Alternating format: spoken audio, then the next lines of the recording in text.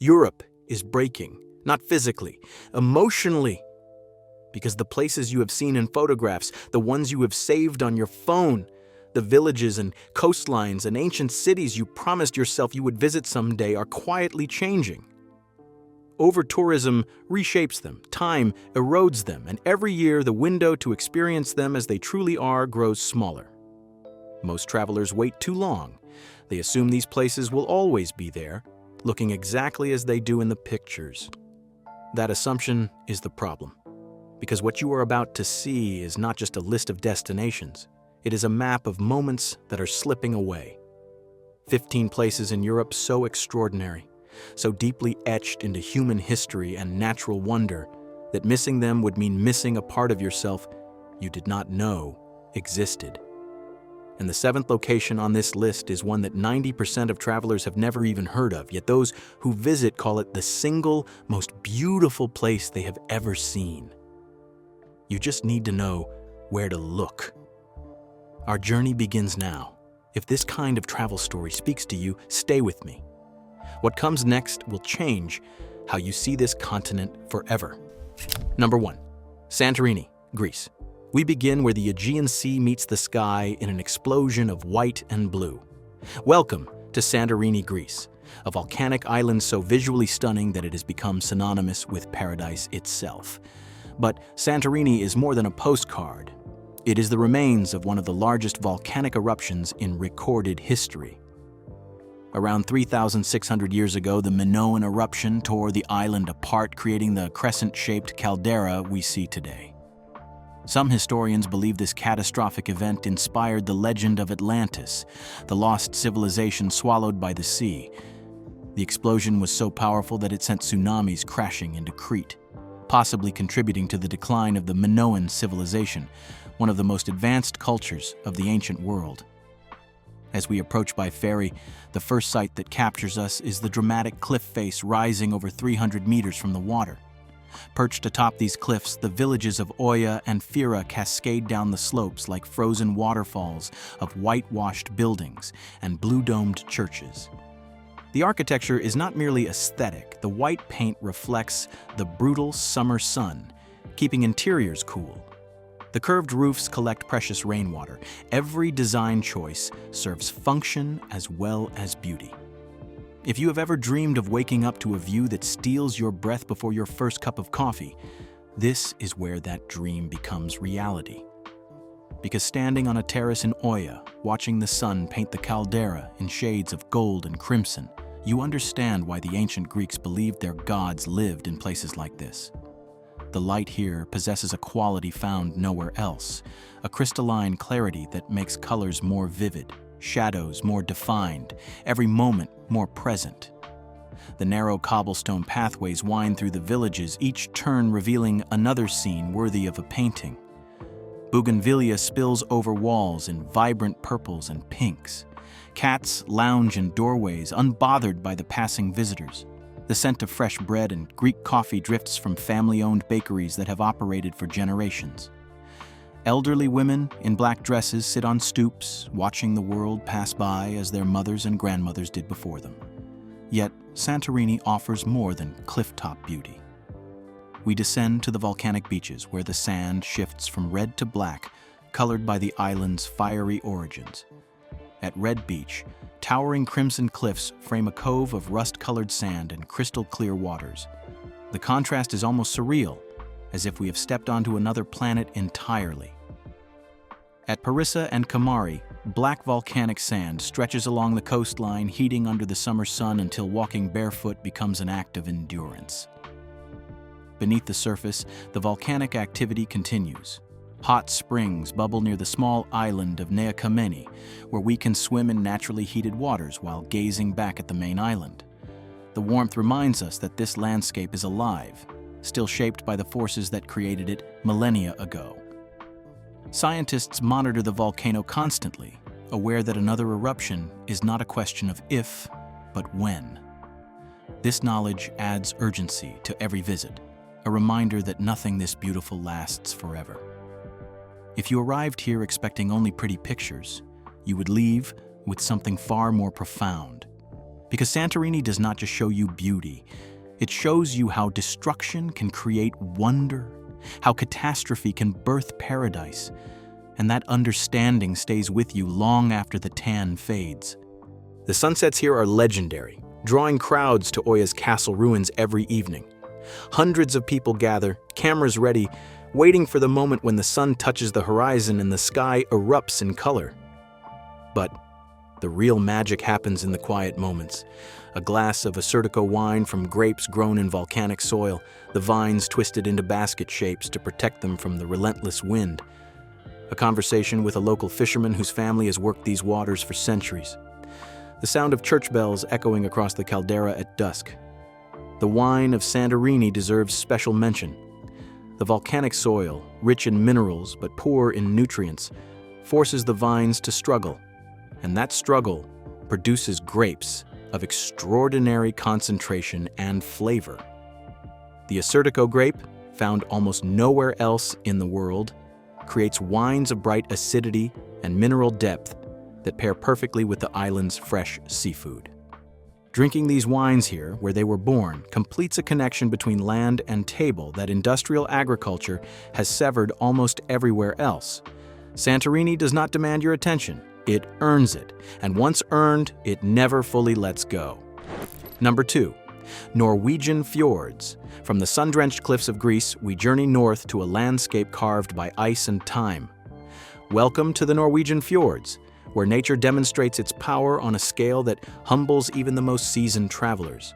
These dramatic waterways, carved by glaciers over millions of years, cut deep into Norway's western coastline, creating some of the most spectacular scenery on Earth.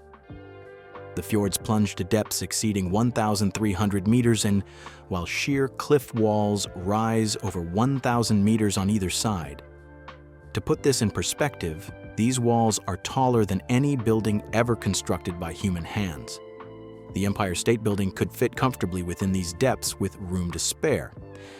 Imagine standing at the base of a cliff so tall that if you stacked 3 Eiffel Towers on top of each other, you still would not reach the summit. That is the scale we are dealing with here. The human mind struggles to process dimensions this vast, and standing before them produces a sensation that scientists call the overview effect, a cognitive shift that astronauts report when viewing Earth from space. You do not need to leave the planet to experience it, you just need to come here. As our boat glides through the narrow passages of Geiranger Fjord, a UNESCO World Heritage Site, we are enveloped by a silence so complete it feels sacred. The only sounds are the gentle lapping of water against the hull and the distant thunder of waterfalls cascading down the rock faces. The air carries the scent of pine and glacier, clean and cold and ancient. Occasionally, a bird cries out, the sound echoing between the walls before fading into stillness. The Seven Sisters waterfall is perhaps the most famous, 7 separate streams plunging 300 meters into the fjord below. According to local legend, these are 7 sisters who danced so beautifully that a suitor could not choose among them, and they turned to water, waiting for his decision. Across from it, the Suitor Waterfall appears to offer a bottle-shaped tribute to the sisters, a geological coincidence that has inspired countless local legends. In spring, when snowmelt swells the streams, these falls thunder with a force that vibrates through the boat and into your chest. But the fjords are not merely about dramatic verticality. Nestled along their shores, tiny farming communities cling to impossibly steep slopes. These farms, some accessible only by boat, have been worked by families for generations. The resilience required to build a life in such terrain speaks to a determination that defines Norwegian culture. Some of these farms have been in continuous operation for over 500 years, their terraced fields carved into gradients that would defeat modern agricultural machinery. We dock at the village of Flam, population fewer than 500, where the famous Flam Railway begins its journey. This 20-kilometer track climbs over 800 meters through tunnels blasted from solid rock, past roaring waterfalls, and through valleys so green they seem to glow. It is considered one of the most beautiful train journeys in the world, and riding it, we understand why. The train pauses at Kjosfossen Waterfall, where passengers disembark to witness water plunging 140 meters while, according to local tradition, a red-clad huldra, a seductive forest spirit, dances in the mist. The fjords reveal different personalities throughout the seasons. In summer, the midnight sun bathes the landscape in golden light for nearly 24 hours. The lack of darkness disorients visitors at first, then liberates them. Time loses meaning when the sun refuses to set. In winter, the northern lights dance above snow-capped peaks reflected in mirror-still waters. The fjords freeze in places and the silence deepens into something approaching absolute. Each season offers a different version of the same impossible beauty. If you have ever felt small in the presence of nature, the Norwegian fjords will redefine that feeling entirely. Because here, smallness is not a limitation, it is a liberation. Standing before these ancient waterways, the concerns of daily life fade into insignificance. You remember that the world existed long before you and will continue long after. And somehow, that knowledge brings peace. The fjords have witnessed the rise and fall of Viking kingdoms, the passage of countless generations, the slow grinding of glaciers that carved their depths. Your problems, your anxieties, your deadlines all shrink to their proper proportion. The fjords demand nothing from you except presence. They ask only that you witness what millions of years of patient geological work can create. And in return, they give you a perspective that no photograph can capture, no video can convey, and no words can adequately describe. You simply have to be there. And once you are, you will never be the same. Number 3, Plitvice Lakes, Croatia. Stay with me here. What you are about to see next is a place so surreal that visitors often struggle to believe it is real even while standing in the middle of it. From the vertical drama of Norway, we travel southeast to a landscape where water has spent thousands of years creating a masterpiece. Welcome to Plitvice Lakes National Park, Croatia's crown jewel and one of Europe's most otherworldly natural wonders. This UNESCO World Heritage Site spans nearly 300 square kilometers of forested valleys and lakes. But the numbers do not capture its essence. 16 interconnected lakes cascade into one another through a series of waterfalls, travertine barriers, and caves. The colors range from azure to emerald to turquoise, shifting throughout the day as sunlight filters through the forest canopy. The lakes are divided into upper and lower clusters, connected by a single stream that flows through the entire system, each lake feeding the next in an endless cycle of motion and beauty. Walking the wooden boardwalks that wind through the park, we feel as though we have stepped into a fairy tale. The water is so clear that fish appear to hover in mid-air, their shadows sharp on the lake bottom 10 meters below. Moss-covered logs and limestone formations create natural sculptures. The sound of rushing water surrounds us from every direction, a symphony composed by nature over millennia. Butterflies drift past and dragonflies hover over the pools, adding flashes of color to an already vivid palette. The lakes are divided into upper and lower sections, connected by the park's largest waterfall, Veliki Slap, which plummets 78 meters into the canyon below. The mist rising from its base creates rainbows on sunny days, adding another layer of magic to an already enchanted place. Standing at the viewing platform, spray cooling your face, you watch water that fell as rain on distant mountains complete its journey to the sea. The cycle is ancient, continuous, indifferent to human concerns. Here is something most visitors never realize. The entire landscape is alive in a way that defies normal geological timescales. The travertine barriers that separate the lakes grow at a rate of approximately 1 centimeter per year, constantly reshaping the waterfalls and pools. In geological terms, this is happening at lightning speed. We are witnessing creation in real time. The minerals dissolved in the water precipitate out when they contact moss and algae, building the dams that separate each lake. Remove the living organisms and the process stops. The beauty here depends on life. The surrounding forests are home to brown bears, wolves, and over 160 bird species. While wildlife sightings are rare along the main trails, the knowledge that these creatures roam freely adds a sense of wildness to the experience. This is not a manicured garden. It is a functioning ecosystem where nature remains in charge.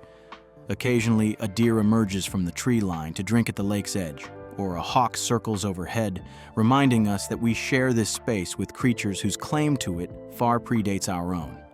If you visited as a child and returned as an adult, the park would look subtly different. The waterfalls would have shifted, new pools would have formed, old ones would have merged. Plitvice is not a static monument to past beauty. It is a living process, and visiting means participating in its ongoing evolution. The park you see today is not the park that existed a century ago, and it is not the park that will exist a century hence. Different seasons transform the park entirely. Autumn brings golden leaves that contrast with the turquoise waters, creating a color palette that seems designed by an artist with unlimited imagination. Winter freezes the waterfalls into crystalline sculptures, creating a silent, snow-covered wonderland where ice formations catch the weak sunlight and glow from within. Spring unleashes the snowmelt, filling the lakes and turning the waterfalls into roaring torrents that drown out all other sound.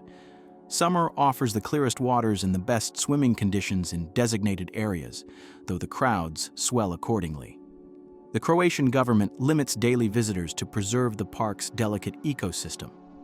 This means that even in peak season, the experience retains a sense of intimacy.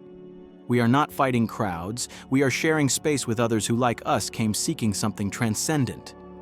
The boardwalks carry us over the water, through the forest, past waterfalls, so numerous we lose count. Each turn reveals another view worthy of hours of contemplation, yet the path continues, promising more beauty ahead. Plitvice does not disappoint. It does not even meet expectations. It destroys them entirely and replaces them with something far more beautiful than we imagined possible. Number 4. Neuschwanstein Castle, Germany. From the natural artistry of Plitvice, we travel to a place where human imagination attempted to match nature's grandeur. Welcome to Neuschwanstein Castle, the fairy tale fortress that inspired Walt Disney and continues to capture imaginations around the world. Perched on a rugged hilltop in the Bavarian Alps, Neuschwanstein was commissioned by King Ludwig II of Bavaria in 1869. But this was never a defensive fortress. It was a personal retreat, a romantic-era fantasy brought to life in stone and timber and frescoed walls. Ludwig had no interest in military strategy or political power. He wanted beauty, drama, escape from a world he found increasingly unbearable. And he achieved it at a cost that would ultimately destroy him. As we approach through the forested hillside, the castle appears gradually through the trees. First a tower, then a wall, then the full magnificent structure rising against the alpine backdrop. The effect is deliberately theatrical, designed to evoke the very wonder we feel in this moment. Ludwig understood that anticipation is part of the experience, and he built that understanding into every approach to his dream palace. The path winds upward, revealing and concealing the castle in turn, building excitement with each new glimpse. Inside, the castle is even more extraordinary. The throne hall, though never completed with its intended throne, features Byzantine-inspired architecture and a massive chandelier that took 4 years to create. The walls are covered with paintings depicting stories of kingship and divine right, though Ludwig himself seemed uncertain of his own right to rule. The Singers' Hall, modeled after the hall in Wartburg Castle, showcases scenes from the operas of Richard Wagner, whom Ludwig obsessively admired. The king funded Wagner's work for years, pouring state resources into the composer's elaborate productions. Here is the tragedy behind the fairy tale. Ludwig lived in the castle for only 172 days before his mysterious death in 1886. The man who created this monument to imagination barely experienced it. His dream outlived him by over a century and shows no signs of fading. Found dead in Lake Starnberg, alongside his physician, Ludwig's death was officially ruled a suicide, though conspiracy theories persist. The king who built castles to escape reality could not, in the end, escape himself. The views from the castle are almost as stunning as the structure itself. The Marienbrücke, a narrow bridge spanning a gorge behind the castle, offers the iconic postcard view. Below, the Polat Gorge plunges 90 meters. In the distance, the shimmering waters of the Amalfi and Fjords lakes reflect the surrounding peaks. On clear days, the Alps stretch to the horizon, a reminder that even Ludwig's grandest creation is dwarfed by the mountains that surround it. If you have ever built something from pure imagination, a story, a painting, a business, a relationship, you understand Ludwig's obsession. He wanted to make the invisible visible, to give physical form to the castles that existed only in his mind. That he succeeded so spectacularly, and that his success now draws over 1.5 million visitors annually, speaks to a universal longing for beauty that transcends practicality. We do not come here for shelter or defense. We come here because we need to see what happens when imagination refuses to compromise. Neuschwanstein was not the only castle Ludwig built. Linderhof and Herrenchiemsee also showcase his extravagant vision. Together, they nearly bankrupted Bavaria, contributing to Ludwig's political downfall and his still unexplained death. The castles remain as evidence of what happens when genius meets obsession, when vision exceeds limitation, when a man decides that the world as it exists is not beautiful enough. Today, the castle stands as Bavaria's most popular tourist destination and one of the most photographed buildings in the world. Yet even with the crowds, even with the timed entry tickets and the guided tours, the magic endures. Standing in these rooms, walking these halls, we touch something timeless. A dream made real, a fantasy given form. Proof that imagination, when pursued relentlessly, can reshape the world. We have explored 4 extraordinary locations, each offering a different kind of wonder, but Europe's treasures extend far beyond what we have seen so far. The places ahead grow even more breathtaking, even more transformative. And that 7th location I mentioned at the start, the 190% of travelers never discover, is drawing closer. Number 5. Amalfi Coast, Italy. From the Alpine fairy tale of Bavaria, we descend to a coastline where mountains meet the Mediterranean in a cascade of color and culture. Welcome to the Amalfi Coast, Italy's most dramatic stretch of shoreline and a UNESCO World Heritage Site that has seduced artists, writers, and romantics for centuries. This 50-kilometer ribbon of road clings to cliffs that plunge directly into turquoise waters. 13 villages dot the coastline, each with its own personality, its own history, its own claim to your heart. The road itself, built in the 19th century, is considered one of the most scenic drives in the world, though the hairpin turns and narrow passages require nerve as well as appreciation. Buses squeeze past each other with centimeters to spare, and the drop to the sea below offers no margin for error. If you have ever tasted a lemon so sweet and fragrant that it seemed to contain the essence of sunshine itself, you have likely encountered the Amalfi lemon. These enormous fruits, some weighing over a pound, grow on terraces carved into the hillsides over centuries. The limoncello produced here captures their essence in liquid form, and sipping it on a terrace overlooking the sea is one of life's simple perfections. The lemons are protected by geographical indication, meaning only those grown in this region can bear the name. Taste one, and you understand why the distinction matters. The town of Positano cascades down the cliffside in a tumble of pastel buildings, pink and yellow and white against the deep blue of the sea. Boutiques selling handmade sandals and linen clothing line the narrow streets, their goods spilling onto the cobblestones. Restaurants serve fresh-caught seafood on terraces where the view competes with the food for your attention. Steinbeck wrote that Positano bites deep. It is a dream place that isn't quite real when you are there and becomes beckoningly real after you have gone. He was right. Further along the coast, the town of Amalfi itself anchors the region. Its 9th century cathedral, with its striking striped facade and grand staircase, dominates the main square. Once a powerful maritime republic rivaling Venice and Genoa, Amalfi now trades in tourism and tradition, but Traces of its former glory remain in the architecture and the pride of its residents. The paper mills that made Amalfi famous throughout medieval Europe still operate, producing handmade paper using techniques unchanged for centuries. Here is what most visitors miss. The true magic of the Amalfi Coast is not on the coast at all. It is above it. The Path of the Gods, a hiking trail connecting Positano to Praiano, follows ancient routes used by shepherds and smugglers. Walking this path, 500 meters above the sea, we see the coastline as few ever do, a living map of beauty stretching in both directions.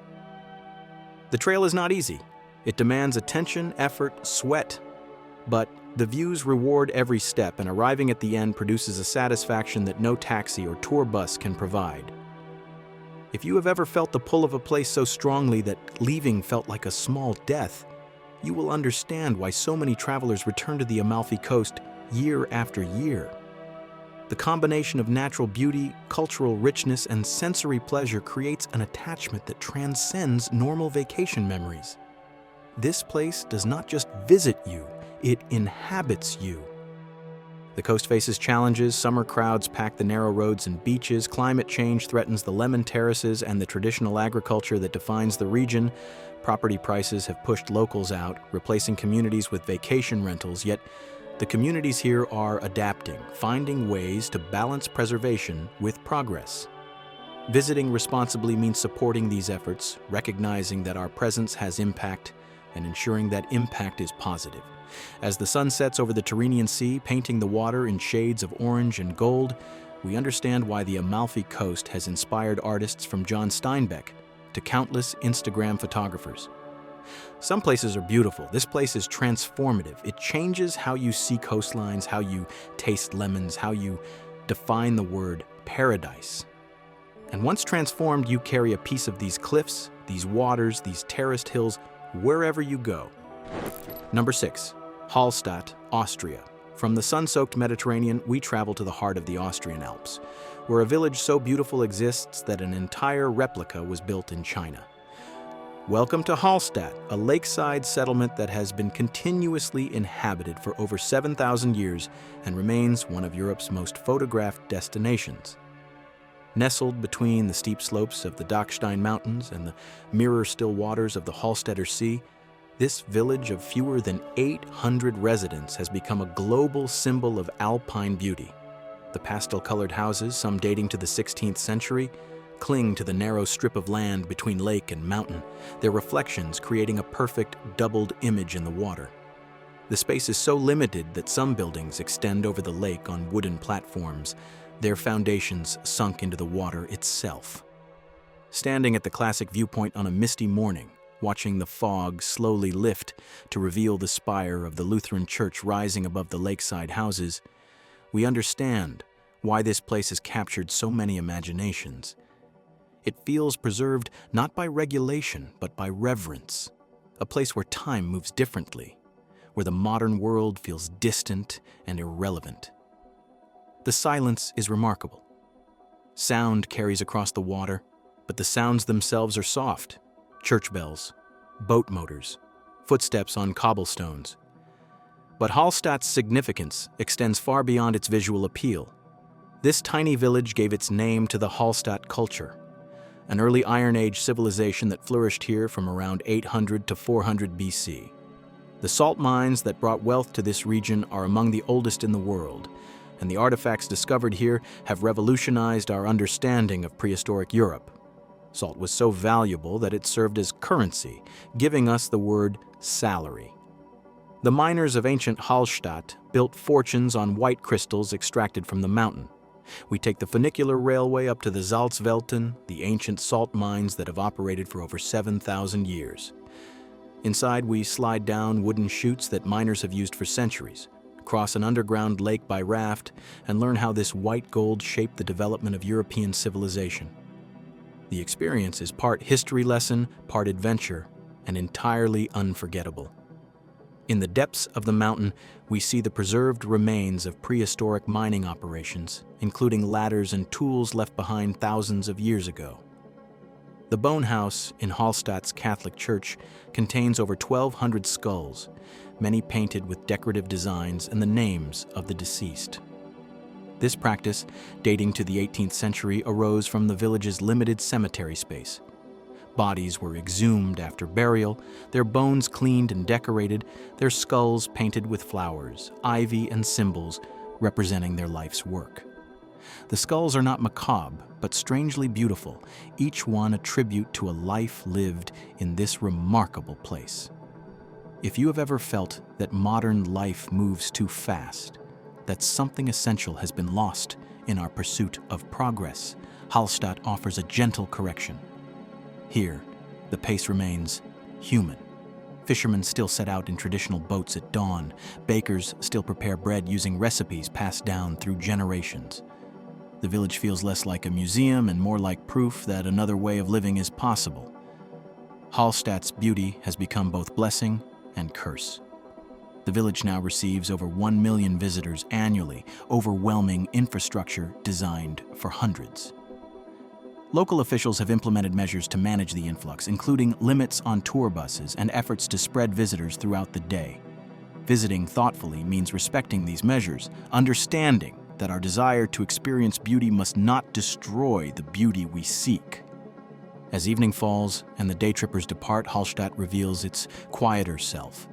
Lights flicker on in the lakeside houses. The sound of church bells echoes across the water. The mountains darken into silhouettes against the fading sky. In these moments, we glimpse the village as generations of residents have known it, peaceful, timeless, utterly beautiful. And we understand why people have chosen to call this impossible place home for 7 millennia. Number 7. Faroe Islands, Denmark. Now we come to the place I mentioned at the start of our journey, the destination 90% of travelers have never heard of, yet those who visit call it the most beautiful place they have ever seen. Welcome to the Faroe Islands, an autonomous territory of Denmark that floats like a dream between Norway and Iceland, where grass-roofed villages cling to cliffs above raging seas, and waterfalls flow directly into the ocean. 18 islands comprise this archipelago, home to fewer than 55,000 people and approximately 70,000 sheep. The landscape defies description, a collision of emerald green hillsides, dramatic sea cliffs, and weather that can shift from sunshine to fog to rain within minutes. This is a place where nature refuses to be tamed, where the elements remind visitors that humans are guests here, not masters. If you have ever craved a place where the modern world truly cannot reach you, where the signal bars on your phone become irrelevant, where the only notifications that matter are the calls of seabirds and the shift of the wind, the Faroes deliver that experience absolutely. Standing on the edge of a cliff with nothing but grass and sky and sea extending in every direction, the mental clutter of daily life simply evaporates. You cannot worry about emails when the Atlantic crashes against rocks 300 meters below. The village of Gásadalur was inaccessible by road until 2004, when a tunnel was finally blasted through the mountain. Before that, residents had to hike over a steep mountain pass or arrive by helicopter. The village's famous waterfall, Múlafossur, plunges directly from the cliff edge into the Atlantic, a sight so surreal it seems computer-generated, even when standing directly in front of it. The handful of houses with their grass roofs seem impossibly isolated, yet people have lived here for centuries, fishing the waters and farming the slopes. The Faroes people have developed a unique culture shaped by their isolation. Traditional practices like the grind-a-drap, the communal whale hunt, remain controversial but are deeply embedded in local identity. The food scene has also gained international attention, with restaurants like Cox earning Michelin stars while serving dishes rooted in centuries-old preservation techniques. Fermented lamb, dried fish, and seabird preparations challenge visitors to expand their culinary horizons. This is cuisine born of necessity, developed when winter meant months without fresh food. There exists a lake here that appears to hover above the ocean. Sørvágsvatn, also called Leitisvatn, creates an optical illusion where the lake seems to float hundreds of meters above sea level, though it actually sits only 30 meters up. The effect, especially in photographs, is so disorienting that first-time viewers often assume digital manipulation. It is entirely real, and standing at the viewpoint where this illusion is most pronounced is a genuinely mind-bending experience. Your eyes insist on one reality while your brain knows another. If you have ever felt that travel has become too predictable, that Instagram has spoiled every destination by showing it to you before you arrive, the Faroe Islands restore the sense of discovery that modern travel often lacks. Around every bend is a view you have never seen, a village you have never heard of, a natural wonder that exists nowhere else on Earth. The islands have no Instagram-famous brunch spots, no influencer-approved photo locations, no crowds lined up to recreate the same shot everyone else has taken. The islands are actively managing tourism growth, implementing measures like the Closed for Maintenance initiative, where certain areas are closed to visitors while volunteers perform conservation work. This approach recognizes that some places are too fragile for unlimited access, that preservation sometimes requires saying no. Visitors who respect these boundaries become partners in protection rather than contributors to degradation.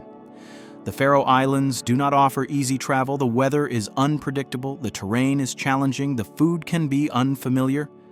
But for those willing to embrace discomfort in pursuit of wonder, the rewards are immeasurable. This is Europe's last great secret, a place where the landscape still has the power to astonish, where isolation has preserved something precious that more accessible destinations have lost. Coming here is not just a trip. It is a pilgrimage to beauty in its rawest form. Number 8. Scottish Highlands, Scotland. We have now journeyed through half of Europe's most extraordinary places.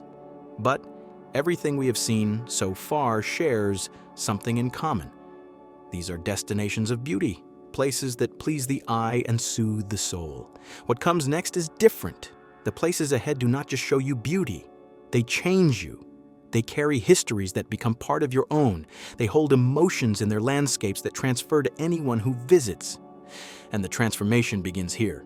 Welcome to the Scottish Highlands, a land where ancient mountains meet brooding skies, where every glen and loch carries stories of warriors, clans, and kingdoms lost.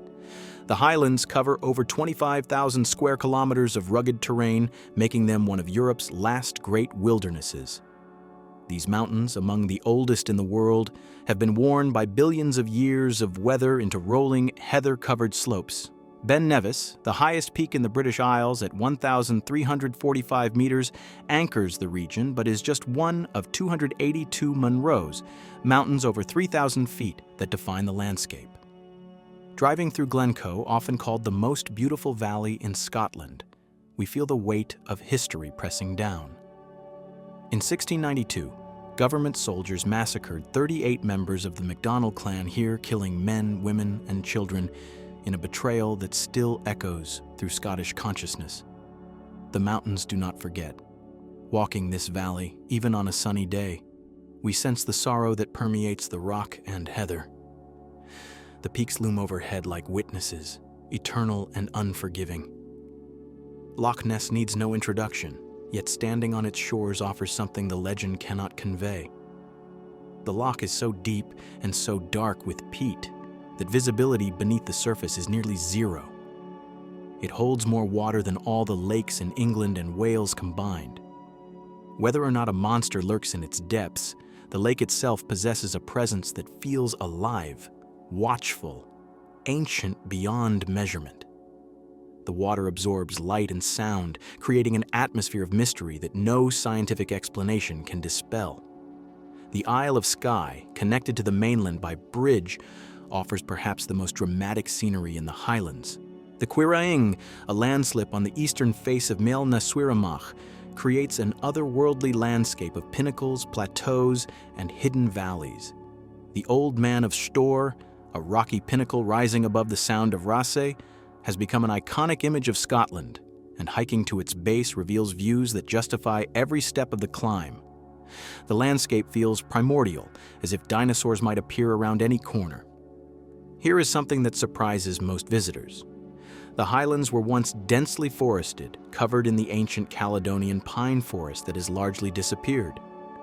The bare, heather-covered hills we associate with Scotland are actually a landscape of loss, the result of centuries of deforestation for timber and grazing. Rewilding efforts are now attempting to restore what was taken, planting millions of trees and reintroducing species like beavers that had been hunted to extinction. If you have Scottish ancestry, and millions around the world do, walking these hills connects you to something beyond tourism. The clan system that organized Highland society for centuries created bonds of kinship that emigration could not fully sever.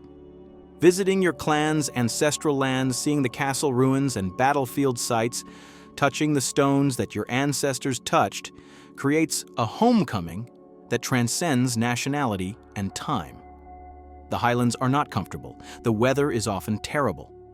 The midges, tiny biting insects, can make summer visits challenging. The roads are narrow and winding, but discomfort is part of the experience. This landscape was forged by hardship, and understanding it requires accepting a measure of that hardship ourselves. In return, the Highlands offer something increasingly rare, a place where nature still dominates, where human presence feels temporary, where we are reminded that the world does not exist for our convenience. Number 9. Dubrovnik, Croatia. From the wild highlands, we travel south to a city where history walks in plain sight. Welcome to Dubrovnik, the Pearl of the Adriatic, a walled city that has endured earthquakes, sieges, and centuries of political upheaval, while remaining one of the most beautiful urban landscapes in Europe. The city walls of Dubrovnik stretch nearly 2 kilometers around the old town, rising up to 25 meters high and 6 meters thick. Walking atop these walls, we circle the entire historic center, gazing down at terracotta rooftops, hidden courtyards, and the glittering Adriatic beyond. This perspective reveals the city's compact perfection, every building fitting together like pieces of a carefully assembled puzzle. If you have watched Game of Thrones, you have seen Dubrovnik, which served as the primary filming location for King's Landing. But the city's drama predates any television series by centuries. This was a maritime republic that rivaled Venice, a center of trade and culture that maintained independence for over 400 years through diplomatic skill and strategic neutrality. The Stradun, the main pedestrian thoroughfare, runs the length of the old town, its limestone surface polished to a gleaming shine by centuries of footsteps. Cafes line the street, offering espresso and people watching in equal measure. At sunset, the limestone glows golden and the entire city seems to transform into something from a Renaissance painting. Beyond the walls, the Dalmatian coastline offers countless opportunities for exploration. The Amalfi Islands, accessible by ferry, provide beaches and trails without the crowds of the old town. Kayaking around the city walls offers a unique perspective on the fortifications, paddling in the same waters where merchants and invaders once approached. During the Yugoslav wars in the early 1990s, Dubrovnik was besieged and heavily shelled. Over 2,000 shells hit the old town, damaging over 60% of its buildings. The meticulous restoration that followed has returned the city to its former glory, but traces of the siege remain visible to observant visitors. This history adds gravity to the beauty, reminding us that preservation requires vigilance and sacrifice. If you have ever walked through a place that felt fully realized, where every element seemed intentionally placed and harmoniously designed, Dubrovnik delivers that experience with extraordinary intensity.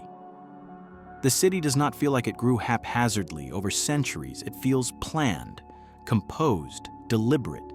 And walking its streets, we become part of that composition, characters moving through a scene that has been staged for over 1,000 years. Summer brings crowds and cruise ships, challenging the intimacy that makes Dubrovnik special. Yet even in peak season, quiet moments remain available to those willing to seek them. An early morning walk on the walls before the tour groups arrive. A late evening dinner in a restaurant hidden in a side alley. A swim from the rocky beaches at the base of the cliffs as the sun sets. These moments remind us why the world fell in love with this city, and why that love endures despite the challenges of modern tourism. Number 10. Swiss Alps, Switzerland. From the Adriatic, we climb to the roof of Europe where mountains pierce the sky and human ambition has carved paths through seemingly impassable terrain. Welcome to the Swiss Alps, a landscape of superlatives where everything seems designed to inspire awe. The Swiss Alps contain 48 peaks above 4,000 meters, including the Matterhorn, perhaps the most recognizable mountain silhouette in the world. These peaks are relatively young in geological terms, still rising a few millimeters each year as tectonic plates continue their slow collision. We are witnessing mountain building in process, though on a timescale that makes human observation meaningless. Standing in Zermatt, the car-free village at the base of the Matterhorn, we face a mountain that has killed over 500 climbers since the first successful ascent in 1865.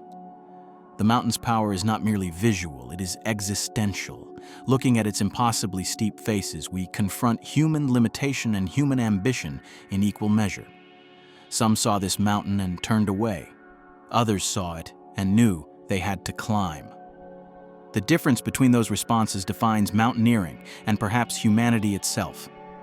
We have now seen 10 of Europe's 15 most extraordinary places. What remains will push further into the extreme, the sublime, the genuinely life-changing. Stay with me. The final 5 destinations hold experiences that cannot be found anywhere else on Earth. The Swiss railway system is itself a wonder of engineering. The Bernina Express crosses 217 bridges and passes through 55 tunnels on its journey from Chur to Tirano, Italy. The Glacier Express connects Zermatt to St. Moritz over 8 hours of continuous scenic beauty. These trains do not simply transport passengers, they transport consciousness, elevating the mundane act of travel into something approaching meditation. Beyond the famous peaks, the Swiss Alps offer gentler pleasures. Alpine meadows carpeted with wildflowers in summer.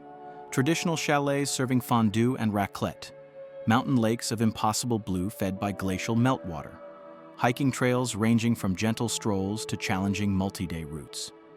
The Swiss have mastered the art of making wilderness accessible without destroying its character. Switzerland maintains neutrality in global conflicts, but the mountains themselves wage constant war with gravity. Avalanches kill an average of 25 people in the Alps each year, and whole villages have been buried throughout history. The danger is managed but never eliminated. Every cable car, every ski slope, every hiking trail exists through continuous human effort to hold back forces that could sweep everything away. If you have ever experienced a moment of genuine transcendence, a moment when the boundaries of self seemed to dissolve and something larger took its place, the Swiss Alps create conditions for that experience. The scale defies comprehension. The beauty defies description. The silence at high altitude defies explanation. Standing on a summit, surrounded by peaks extending in every direction, we touch something that organized religion attempts to describe, but only direct experience can provide. The Swiss Alps are expensive, the cliché is true, but the expense buys something valuable: infrastructure that makes impossible places accessible, communities that maintain traditions while embracing visitors, conservation efforts that protect these landscapes for future generations. What we pay supports not just our current experience, but the preservation of experiences yet to come. In the Alps, tourism and conservation have achieved a balance that other destinations struggle to find. Number 11.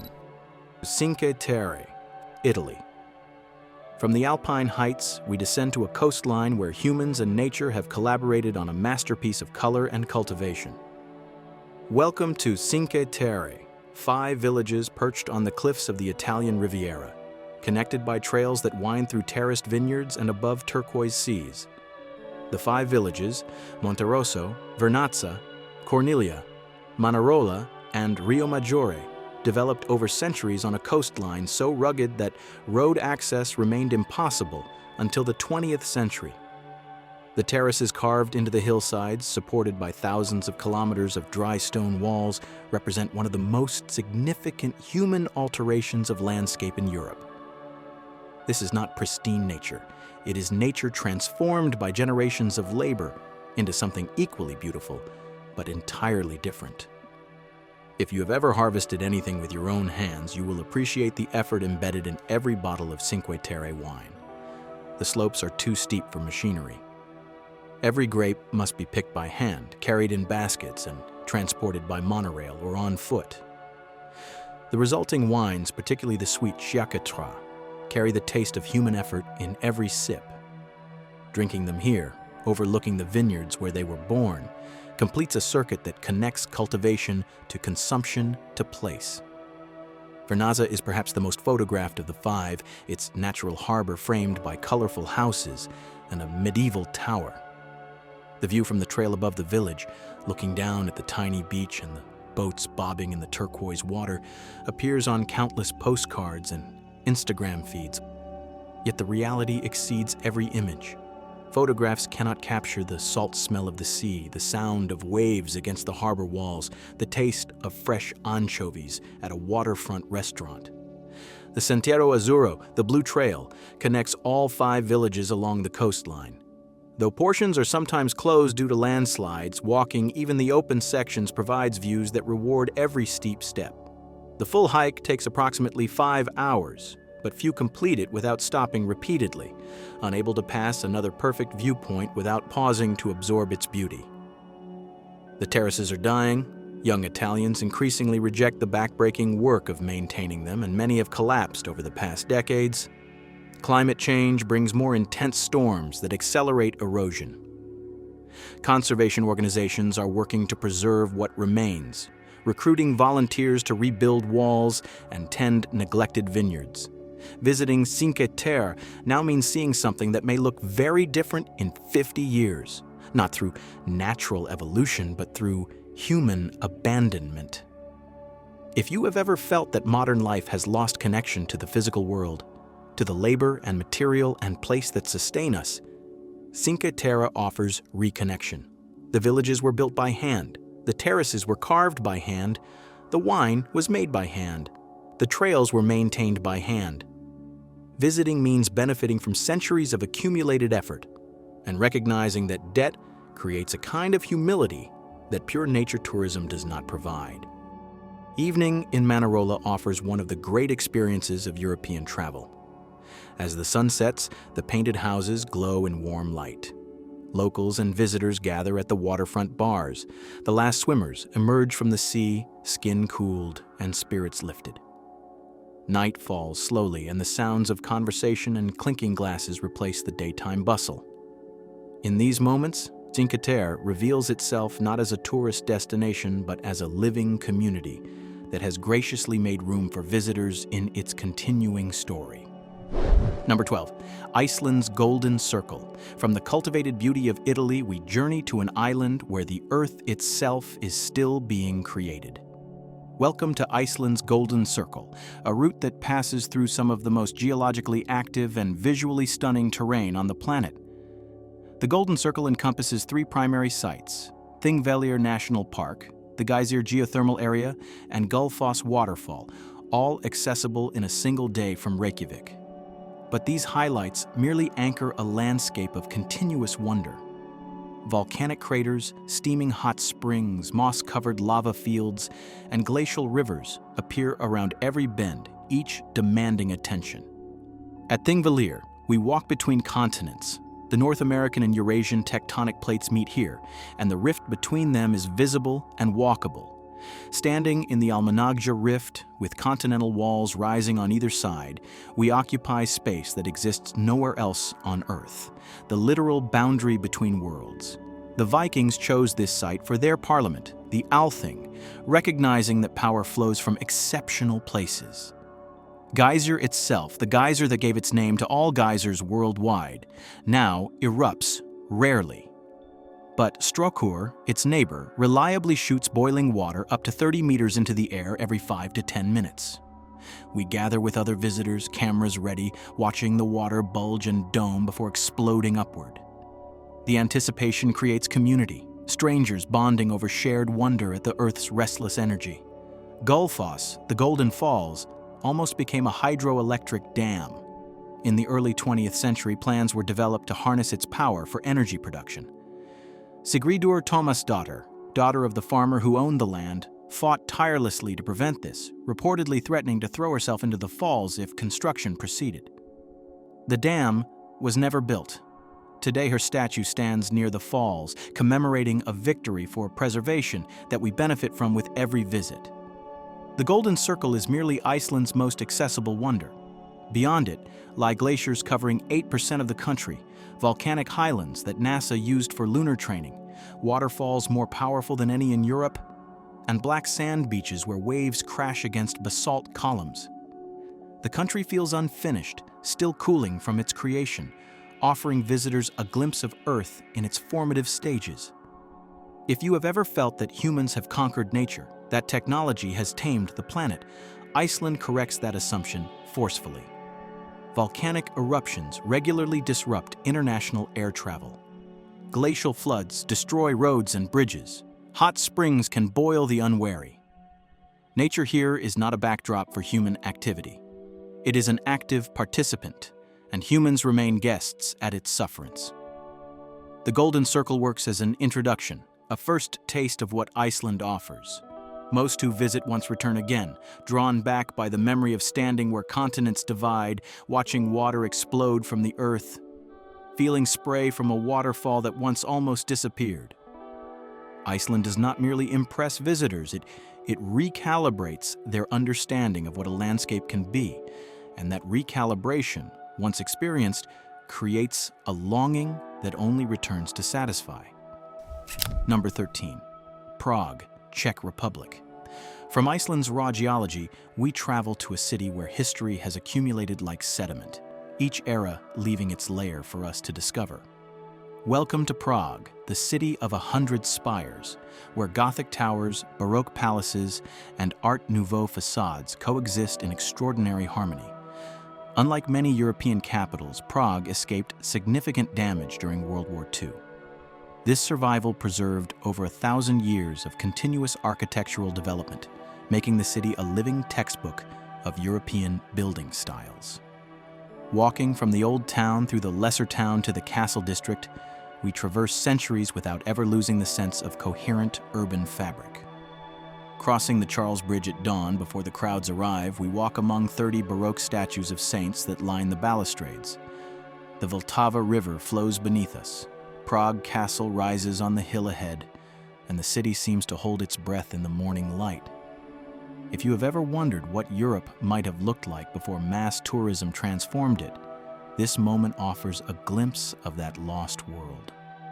Prague Castle is not a single building, but a complex spanning over 70,000 square meters, making it the largest ancient castle in the world according to Guinness World Records. Within its walls, St. Vitus Cathedral rises in Gothic splendor, its stained glass windows casting colored light across stone floors worn by millions of visitors. The castle has served as seat of power for Holy Roman emperors, Bohemian kings, and Czech presidents, accumulating centuries of history within its expanding boundaries. The Old Town Square centers Prague's historic core, dominated by the astronomical clock that has marked time since 1410. Every hour, crowds gather to watch the procession of apostles, the crowing rooster, and the skeleton ringing its bell. The clock is beautiful but also memento mori, reminding us that time passes, that hours cannot be recovered, that watching a clock means watching our lives tick away. Prague's Jewish Quarter preserves one of Europe's most significant collections of Jewish heritage sites, including the Old Jewish Cemetery, where 12,000 tombstones crowd together over 12 layers of graves accumulated across 4 centuries. The cemetery survived because the Nazis intended to create a museum of an extinct race here. Instead, it stands as witness to both the community that flourished and the horror that nearly destroyed it. If you have ever felt that history is something dead, something preserved in books and museums but irrelevant to living, Prague corrects that impression. History here is not preserved. It is inhabited. People live in buildings centuries old. They drink beer in pubs that have served since the Renaissance. They walk cobblestones worn smooth by generations. The past is not past. It is present, continuous, ongoing. Evening in Prague offers pleasures both high and simple. Opera at the Estate's Theater, where Mozart premiered Don Giovanni. Jazz and basement clubs that kept the art alive through communist suppression. Beer gardens serving pilsners that perfected the style now imitated worldwide. And always, the illuminated castle watching over all, a reminder that this city has endured invasions, empires, revolutions, and tourists, and will endure whatever comes next. Number 14. Provence, France. From the urban grandeur of Prague, we travel to a region where the pace slows, the light softens, and every sense finds satisfaction. Welcome to Provence, the sun-drenched heart of southern France, where lavender fields stretch to the horizon and every meal becomes an event. Provence encompasses multiple landscapes within its borders. The Luberon Mountains rise from valleys carpeted with vineyards and olive groves. The Camargue wetlands harbor wild horses and flamingos. The Verdon Gorge cuts a turquoise canyon through limestone plateaus. And everywhere, the light that attracted Cézanne, Van Gogh, and Picasso. The light that makes colors more vivid, shadows more defined, ordinary scenes more extraordinary. If you have ever tasted olive oil so fresh it tingled on your tongue, or lavender honey that seemed to contain summer itself, you understand why Provence built its reputation on sensory pleasure. This is a region designed for slow living, for long lunches that extend into late afternoons, for aperitifs that become dinners, for evenings that end only when the last bottle is emptied and the stars wheel overhead. The lavender fields of Valensole bloom from mid-June to mid-August, transforming the plateau into a purple sea that stretches to every horizon. The fragrance is overwhelming, concentrated summer in olfactory form. Bees hum among the flowers, producing the honey that appears on breakfast tables throughout the region. Walking through these fields, camera in hand but senses fully engaged, we understand why this image has become synonymous with French countryside. The hilltop villages of Provence, known as villages perchés, crown rocky outcrops throughout the region. Gordes, with its stone houses cascading down the hillside. Roussillon, built from the red ochre that once made it a mining center. Les Baux de Provence, its ruined castle overlooking olive groves and limestone cliffs. Each village offers cafes, galleries, and views, but more importantly, each offers permission to stop, to sit, to simply be. Van Gogh spent the last years of his life in Provence, creating some of his most famous works in Arles and Saint-Rémy-de-Provence. The café terrace he painted still exists, though now surrounded by tourists photographing their drinks. The asylum where he recovered from his breakdown and painted Starry Night welcomes visitors. Walking the paths he walked, seeing the landscapes he saw, we recognize that genius does not create beauty. It reveals the beauty already present for those with eyes to see.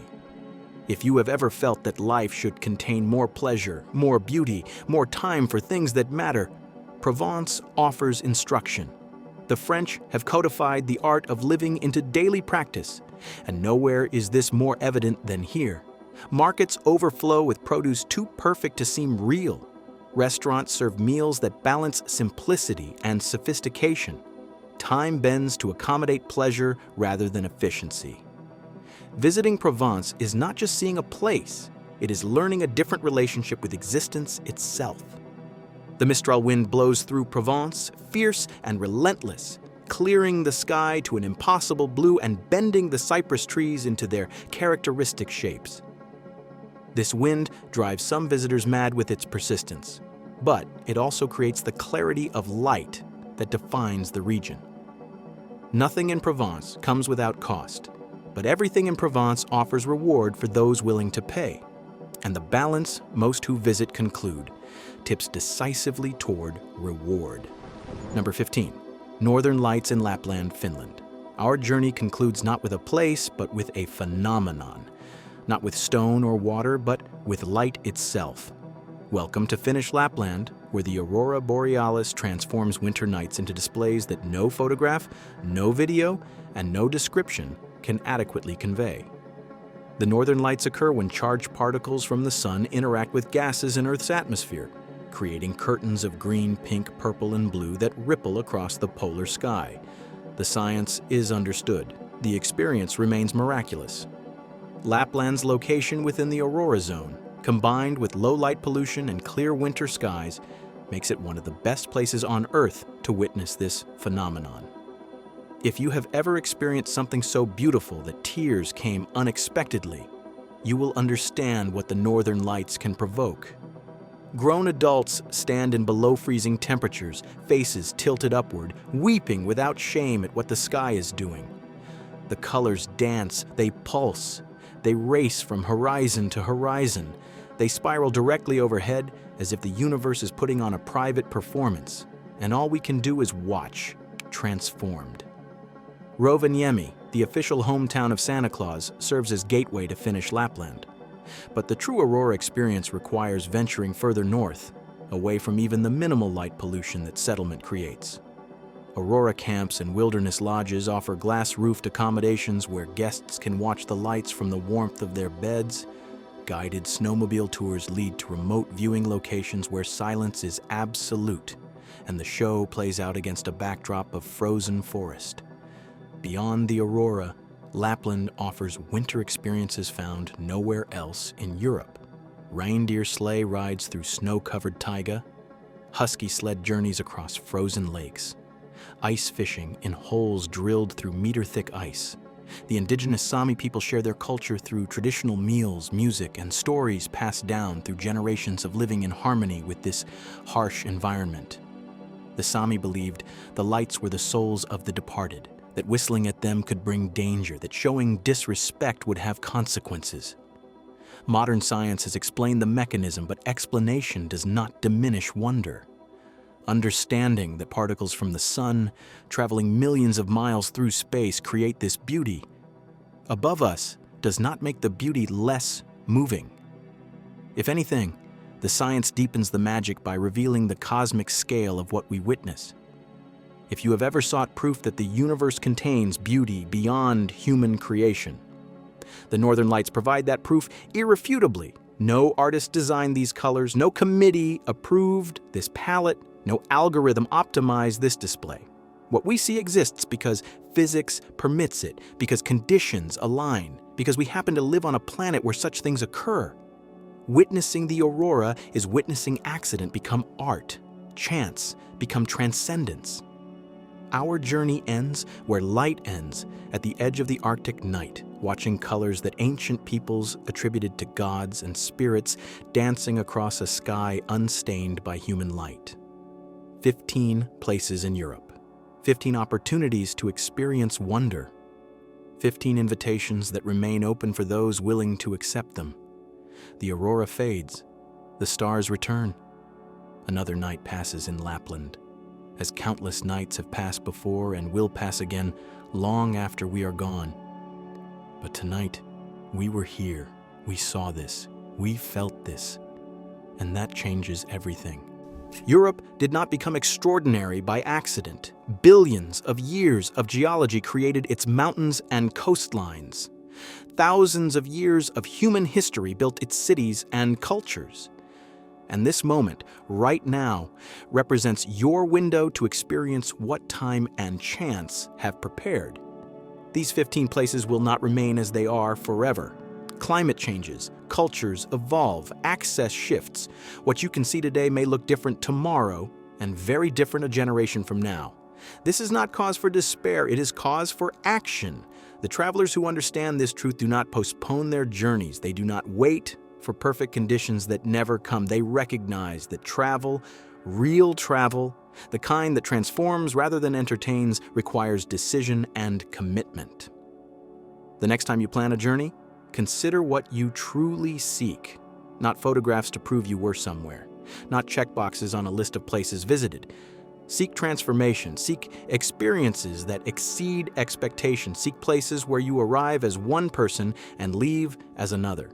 Europe holds 15 such places, at minimum, probably hundreds more. Your task is not to see them all.